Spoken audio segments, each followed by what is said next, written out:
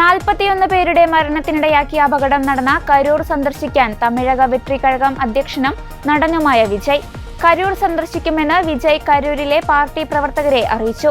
ചെന്നൈയിൽ ചേർന്ന പാർട്ടി പ്രവർത്തകരുടെ യോഗത്തിന് ശേഷമാണ് വിജയ് നിലപാട് അറിയിച്ചത്. മുന്നൊരുക്കങ്ങൾ നടത്താൻ കരൂരിലെ പാർട്ടി പ്രവർത്തകർക്ക് വിജയ് നിർദ്ദേശം നൽകി. ഇതിനായി 20 അംഗങ്ങളെ വിജയ് നിയോഗിച്ചു. കരൂർ ദുരന്തത്തിന് പിന്നാലെ TVK general secretary N. Anand അടക്കമുള്ള മുതിർന്ന നേതാക്കൾ ഒളിവിലാണ്. അതുകൊണ്ട് തന്നെ കരൂരിലെ TVK പ്രവർത്തനങ്ങൾ താളം തെറ്റിയ നിലയിലാണ്.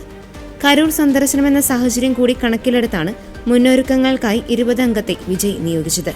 മരിച്ചവരുടെയും സാരമായി പരിക്കേറ്റവരുടെയും കുടുംബങ്ങളെ വിജയ് സന്ദർശിച്ചേക്കുമെന്നാണ് വിവരം. കരൂർ ദുരന്തത്തിൽ CBI അന്വേഷണം ആവശ്യപ്പെട്ടുകൊണ്ട് ദേശീയ മക്കൾ ശക്തി കക്ഷി നൽകിയ ഹർജി മദ്രാസ് ഹൈക്കോടതി തള്ളിയിരുന്നു.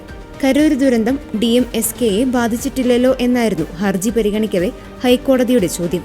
പോലീസിന്റെ അന്വേഷണം പ്രാരംഭഘട്ടത്തിലാണെന്നും ഈ സാഹചര്യത്തിൽ അന്വേഷണം എങ്ങനെ CBIക്ക് വിടാനാകുമെന്നും ഹൈക്കോടതി ചോദിച്ചിരുന്നു. CBI അന്വേഷണ ആവശ്യം നിലനിൽക്കില്ലെന്നും ഹൈക്കോടതി വ്യക്തമാക്കി.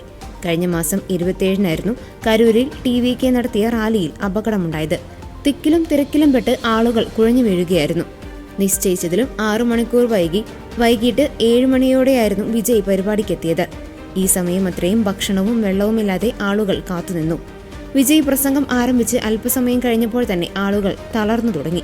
സ്ഥലത്തുണ്ടായിരുന്ന പോലീസും TVK പ്രവർത്തകരും അടക്കമുള്ളവർ ആളുകളെ ആശുപത്രിയിലേക്ക് കൊണ്ടുപോയി. ആദ്യ ദിനം 38 പേരായിരുന്നു മരിച്ചത്. പിന്നീട് ഇത് 41ലേക്ക് ഉയരുകയായിരുന്നു.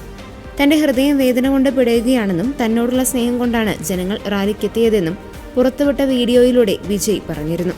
ദുരന്തത്തിൽ രാഷ്ട്രീയം കലർത്താനില്ലെന്നും സത്യം പുറത്തുവരുമെന്നും വികാരധീനനായി വിജയ് പറഞ്ഞു. 5 ജില്ലകളിൽ ഒരു കുഴപ്പവും ഉണ്ടായിരുന്നില്ല.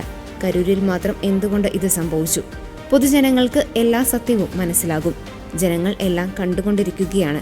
തെറ്റൊന്നും ചെയ്തിട്ടില്ല എന്നിട്ടും പാർട്ടി പ്രവർത്തകർക്കും സമൂഹ മാധ്യമങ്ങളിൽ സംസാരിച്ചവർക്കുമെതിരെ കേസെടുത്തുകൊണ്ടിരിക്കുന്നു. എന്നെ എന്ത് വേണമെങ്കിലും ചെയ്തോളൂ, എന്റെ പ്രവർത്തകരെയും നേതാക്കളെയും ഒന്നും ചെയ്യരുത് എന്നായിരുന്നു വിജയുടെ പ്രതികരണം. ഇതിനു പിന്നാലെ നടനെതിരെ സർക്കാരിന്റെ വാർത്താ സമ്മേളനവും പിന്നാലെ DMK നേതാക്കളുടെ പ്രതികരണവും വന്നിരുന്നു.